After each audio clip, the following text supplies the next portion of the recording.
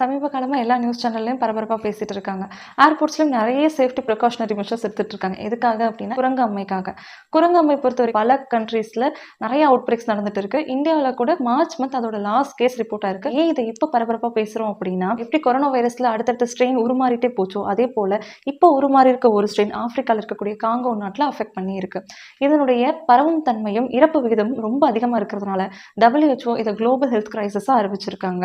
இந்த டிசீஸ் எப்படி ஒருத்தங்களுக்கு பரவும் அப்படின்னா ஸ்கின் டு ஸ்கின் கான்டாக்ட் அதே போல இருமல் தும்மல் அப்படிங்கிற ரெஸ்பிரேட்டரி ஏரோசல்ஸ் மூலியமாகவும் பாதிக்கப்பட்டவங்க யூஸ் பண்ணக்கூடிய டவல்ஸ் பெட்ஷீட்ஸ் இது மூலியமாகவும் பரவறதுக்கு அதிக அளவு வாய்ப்புகள் இருக்கு.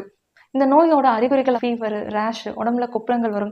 நார்மல் ஒரு ஃப்ளூல இருக்கக்கூடிய எல்லா சிம்டமும் இந்த நோயிலையும் இருக்கும். அதோட கூட நிணநீர் முடிச்சுகள் லிம்ஃப் நோட்ஸ்லாம் ஸ்வெல்லிங் இருக்கும். குரங்கு அம்மைக்கு அப்படின்னு ஏற்ற ஒரு ட்ரீட்மெண்ட் கிடையாது. 2 to 4 வீக்ஸ்க்குள்ள தானாவே சரியாயிடும். நோய் எதிர்ப்பு தன்மை குறைவா இருக்கவங்களுக்கு இந்த வைரஸ் ரொம்ப வீரியத்தோட தாக்கும்.